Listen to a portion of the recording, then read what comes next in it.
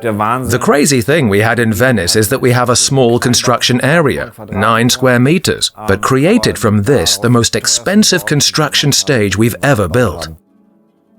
We were able to build for a whole year and also really had the possibility to give over 100%. And we indeed gave everything we could, not only in a few areas but over the entire complex.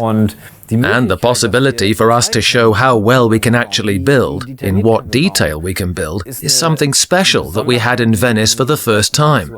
With construction costs of over 1 million euros for 9 square meters. This is really wacky. This is the most expensive square meter price ever in Hamburg. This is our wonderland. Our Venice stands alone. We have no connection to the rest of the installation. We don't have any train that goes there. That's the special feature. But this also offers a lot of possibilities. For example, trying out new things with the background painting completely free from any other influences, and without having to create a relationship to the rest of the complex. This offers a completely new dimension of artistic freedom, but also, of course, a certain challenge, being the first time we've had such a situation.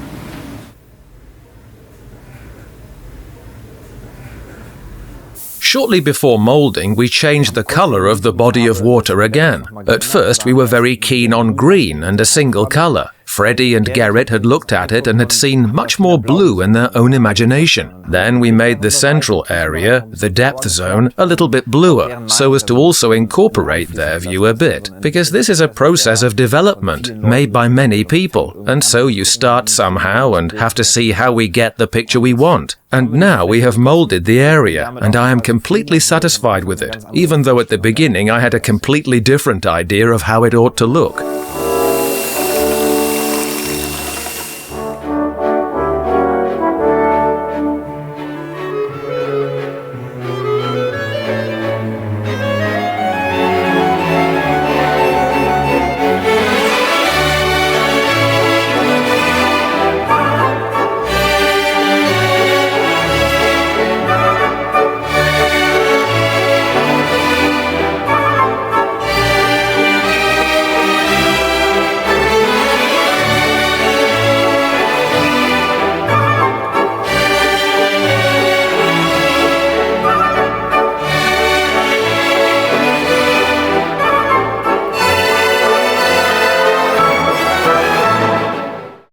We now had these tubs in Venice. They had a depth of 4 millimeters and an area of 10 square meters. You have to imagine, this has to be precisely calculated. When you pour it in on one side, then it runs out at the other side. So you have stress because you have to wait all the time until it is so hard that you can stamp it and the wave structure stays in. But it must not get too hard, because that goes incredibly fast, 10 minutes. That's how much time you have. As we have a relatively large area, we're working on it with a lot of people all at the same time.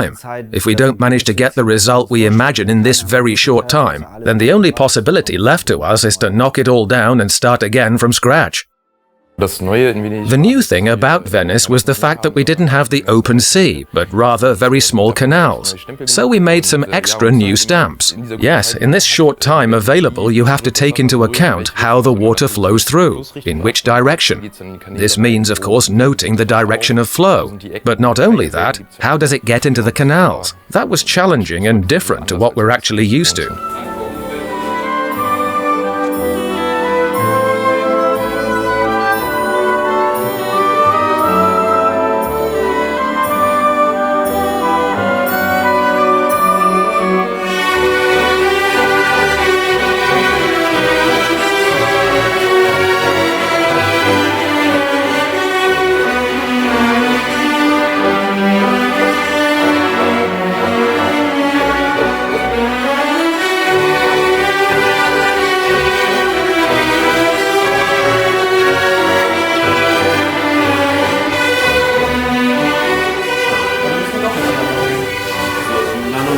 For me, the challenge of managing a project like this is, on the one hand, to know what's going to happen in the next 2 weeks, and, as it were, think before the building process, while on the other hand, naturally supporting and advising the building process in a hands-on manner, to influence it and maybe make decisions. And to balance all this is always a bit difficult, because when you're right in the heart of it, and there are a lot of people around you asking questions or working, and you are really involved in the project, then you don't have a clear head for it. When I get a quiet moment, when there's a bit less going on, I always try to think what's going to happen in the next 2 weeks, and what we have to prepare ourselves for.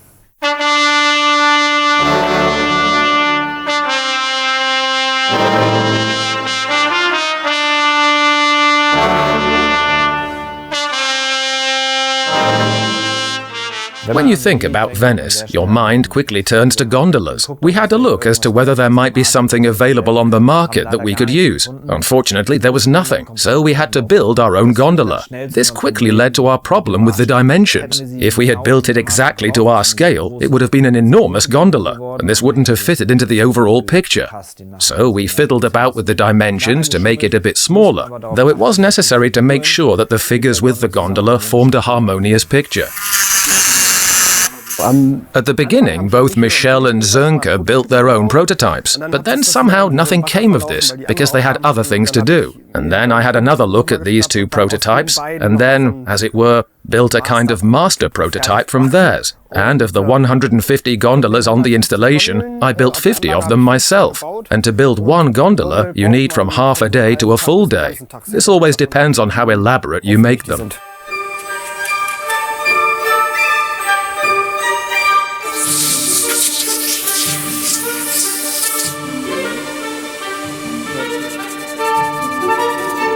The yellow gondola was another special gondola for a traditional festival that always takes place in Venice.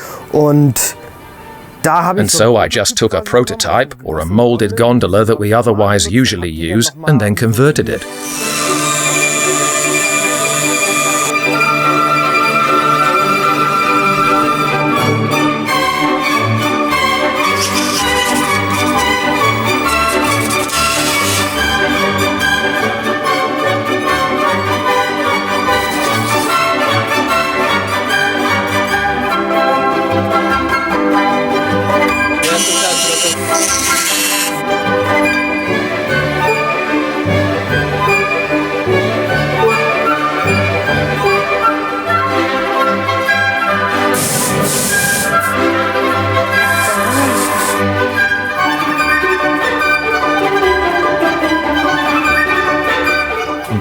And the end product was an extremely elaborate, delicate gondola with a lot of details.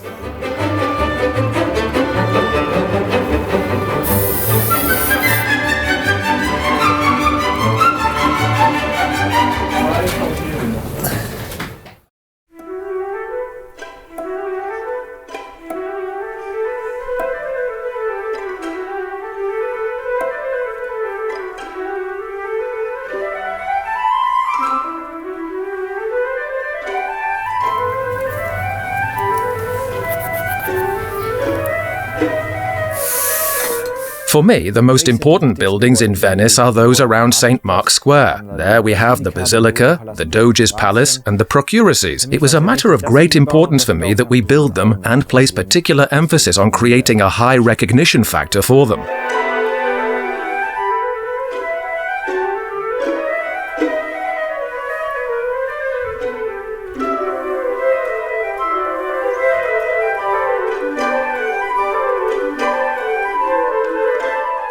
This is just super urban. These are only residential buildings. This is only a city. There is absolutely no vegetation, or hardly any, or 1 or 2 trees, not worth mentioning. When I think of France, then I think of landscapes, not directly of Paris. Other people may well think differently, but many people do think like me. Or take Italy, then you think of the coast or whatever. So, and that is more difficult to transport, namely do it over the buildings, what isn't quite so easy.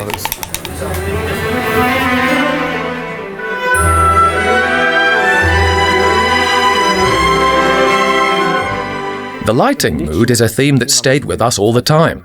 We started at an early stage to think about how we would manage to capture this mood, which light colors we take, how much light we put in the buildings, and how many street lights we put in place. We discussed this a lot, tried out a lot, and also rejected a lot of ideas. And with the street lights in particular, it goes without saying that we wanted them to look as they do in Venice, and not only have the light color. We were soon left with no alternative to actually constructing all the street lamps ourselves, so that they also correspond in appearance, color, and size to those that have such an effect in the photos. And this interaction, well, that was actually the challenge, because you only see the finished product relatively late in the process. Do we have enough light? Is the lighting mood right? Is there too little light? This was the kind of process that not only cost us sleepless nights, but we tried out a lot and then had to do quite a lot of reworking at some places to get exactly this mood that we set as our goal at the very beginning. Diese Stimmung erreichen, die wir uns am Anfang als Ziel gesetzt hatten. So, as far as the effort involved on lighting is concerned, it isn't out of the ordinary. But we naturally have to be careful that the light mood is correct in relation to the other buildings, and that the buildings are lit up a bit less, so that the Basilica and the Doge's Palace stand out that much more, because they have much more external lighting, so that these buildings really stand out. Dass die Gebäude halt richtig rausstechen.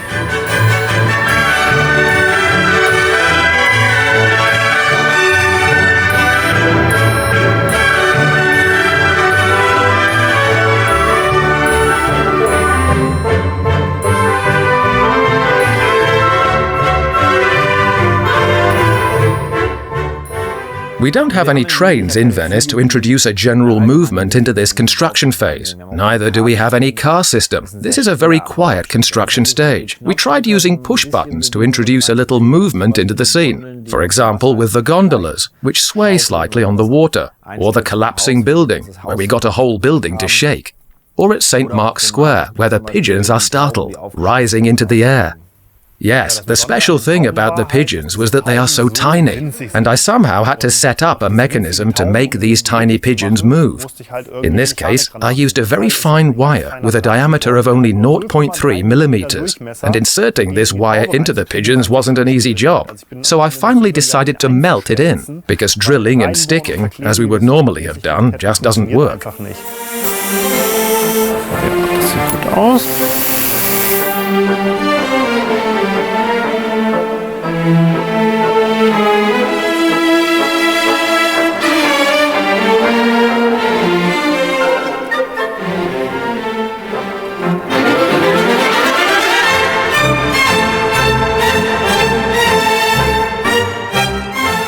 In addition to the pigeons, we have another highlight, namely the carnival. We put a lot of carnival figures on St. Mark's Square. This was very important to us. It's a big theme. And this also allowed us to show the high degree of detail we put into this construction section.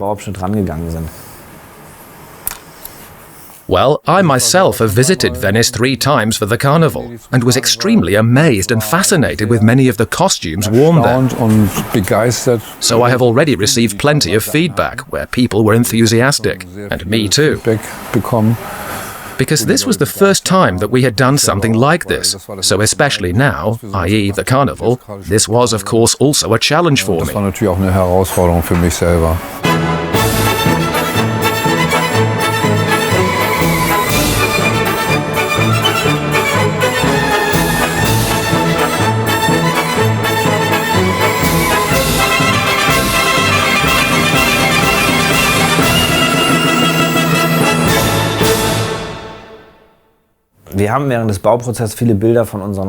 During the construction process, we took a lot of photos of our own models, especially at the end when everything came together and the background was appropriately painted and we had the lighting we wanted to enhance this color mood. We took a few more photos.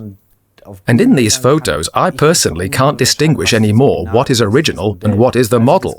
When I saw this, I was utterly flabbergasted. It made me so proud that we were able to manage this. The fact that with the possibilities available to us, we could do this. That we could create such a high-quality model where it isn't possible to identify whether this is a photo of our Venice or a photo of the original Venice. Especially at the end, I realized that we had definitely achieved our goal, and that made me personally very proud.